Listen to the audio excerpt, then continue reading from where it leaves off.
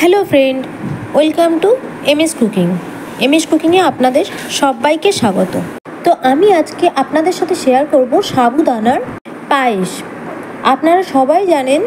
আপনারা জানেন সাবুদানা বেবিদের ওয়েট গেইন করতে অনেকটাই বেশি হেল্প করে। আর সাবুদানাতে থাকে ভিটামিন ই, এ, সি, কে।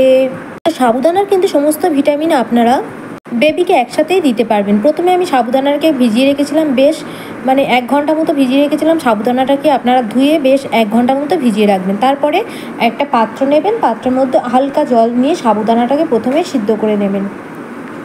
আপনার বেবি যদি খুব ছোট হয় তাহলে এইভাবে সাবুদানাগুলোকে জল দিয়ে জাল করে তার মধ্যে ফর্মুলা মিল্ক মেশাতে পারেন এবং বেবিকে ফিড করাতে পারবেন।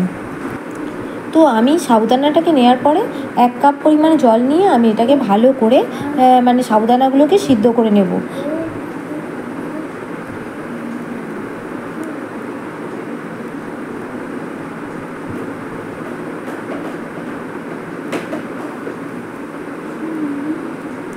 তো এখানে আমি কাজু বাদাম নিয়ে নেবো। কাজু বাদামটাকে আমি গ্রেট করে দিয়ে দেবো। এখানে কাজু বাদাম নিয়েছি, কাজু বাদামটাকে পরে গ্রেট করে দেবো। কাজু বাদাম ঘষে দিলে গ্রেট করে দিলে যে কোনো পায়েসের টেস্ট একদম পাল্টে যায়।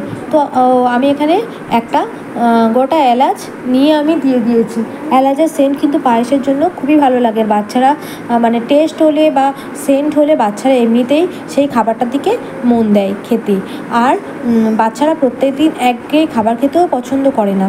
তো আপনারা যখন বাচ্চা 6 মাসের আগে হবে তখন আপনারা এরকমভাবে ফিড করাতে পারবেন। আর এখানে আমার যখন সাবুদানাটা সিদ্ধ হয়ে গেছে তখন আমি এখানে কাউ মিল্ক অ্যাড করেছি। এখানে প্যাকেট দুধ অ্যাড করতে পারবেন, আর যে কোনো মিল্ক অ্যাড করা যায় এখানে। তো 1 বছর হলে বাচ্চা তবে এখানে কাউ মিল্ক অ্যাড করে আপনারা খাওয়াবেন। দেখবে বেবি বেশ ওয়েট গেইন করবে। কাজু বাদামটাকে গ্রেট করে রেখেছিলাম, সেটাকেও দিয়ে দিলাম। আর এটা দিলে বাচ্চারা বুঝতেও পারবে না যে এখানে বাদাম আছে। অনেক বাচ্চাই বাদাম খেতে পছন্দ করেন না। আপনার বেবি যখন 10 মাস হয়ে যাবেন তখন কিন্তু কাজু বাদামটাকে আপনারা দেবেন। তার আগে কিন্তু কাজু বাদামটা বেবিকে সার্ভ করবেন না। সেই ক্ষেত্রে বেবিকে আপনারা কিন্তু আমন্ড পাউডার দিয়ে সার্ভ করতে পারেন। তো আমি এখানে তারপরে অ্যাড করে দিলাম তালের মিছরি। এখানে কোকোনাট সুগারও দিতে পারেন বা এমনি সুগার দিতে পারেন, বাতাসা দিতে পারেন, যে যেমন দিতে পারেন। তবে বেবিকে দেওয়ার জন্য আমি মনে করি যে মিছরিটা দেওয়াই খুবই ভালো। তো এরকমভাবে মিছরিটা দেওয়ার পরে আমি জাল করে নেব। বাচ্চারা কিন্তু খুব ভালোভাবেই এই খাবারটা খাবে। আর যেহেতু এলাচ দিয়েছি ফ্লেভারের জন্য, আর সেন্টটাও কিন্তু খুব দারুণ হবে, একেবারে পায়েসের মতো। আর বেবিরা প্রত্যেক দিন একরকম খাবার খেতে চায় না। তো একেবারে রেডি হয়ে গেছে বেবিকে সার্ভ করার জন্য সাবুদানার পায়েসটা। আর এরকম থিকনেসই কিন্তু আমি রাখবো। বেশি ঘন করে ফেললে এটা ঠান্ডা হয়ে যাওয়ার পরে কিন্তু আরও ঘন হয়ে যাবে, তাই জন্য এরকম আমি থিকনেস রাখবো। এই রেসিপিটি কিন্তু আপনারা সকালের বেবিদের ব্রেকফাস্টেও দিতে পারেন বা রাতের ডিনার হিসাবেও কিন্তু সার্ভ করতে পারেন।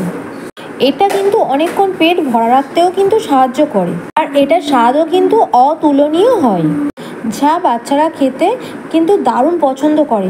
এটা কিন্তু বড়দেরও দেওয়া যেতে পারে। এবারে দেখুন, যাওয়া যাক, আমার বেবিকে এটা খাওয়াচ্ছি। ও কিন্তু বেশ মজা করে এই খাবারটাকে খেয়েছিল। আর সপ্তাহে 2 দিন কিন্তু আমি ওই খাবারটাকে দেওয়ার চেষ্টা করি।